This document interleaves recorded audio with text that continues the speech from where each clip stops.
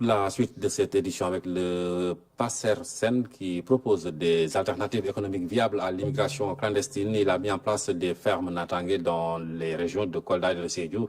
À Vélingara, le ministre de l'Agriculture accompagné de l'ambassadrice de l'Union européenne, de l'ambassadeur d'Espagne. Donc le ministre a visité et inauguré des fermes villageoises et familiales. L'objectif est de mettre en place des opportunités d'auto-emploi pour les jeunes et les femmes, mais surtout de permettre aux migrants de retour d'avoir des fermes, leur offrant de nouvelles perspectives. Kaltom Gueye. Elle est l'une des 47 fermes villageoises du PASERSEN. La ferme de Nemantaba est déjà en pleine production. Ici, ce sont des centaines de personnes qui y travaillent. Nous remercions PASERSEN à travers Anida. Grâce à eux, on a du travail, plus besoin de sortir de la localité. Ils nous forment et nous accompagnent. C'est une aubaine, vraiment, pour la zone.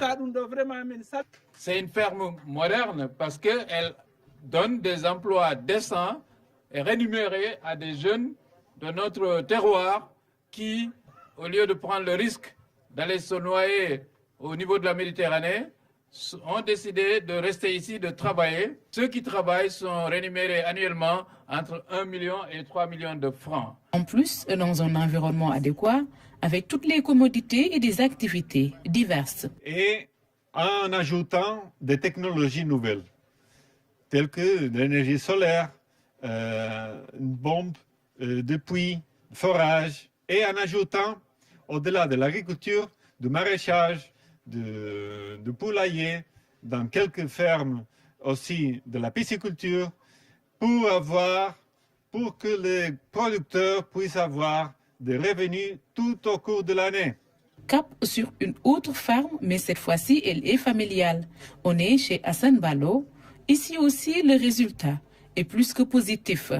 Le projet PASERSEN nous a permis de travailler les 12 mois de l'année, en saison qu'on traversait, afin d'assurer la sécurité alimentaire de ma famille et celle du village.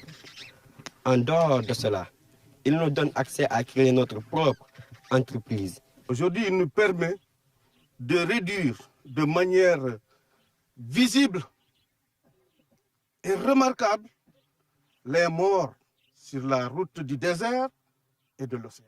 Des réalisations possibles grâce à l'implication de l'Union européenne.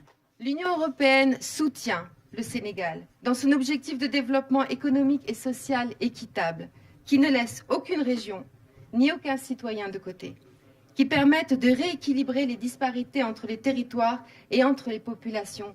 À terme, 197 fermes natangé seront réalisées, avec plus de 7000 emplois directs et indirects créés, pour un coût global de plus de 20 millions d'euros.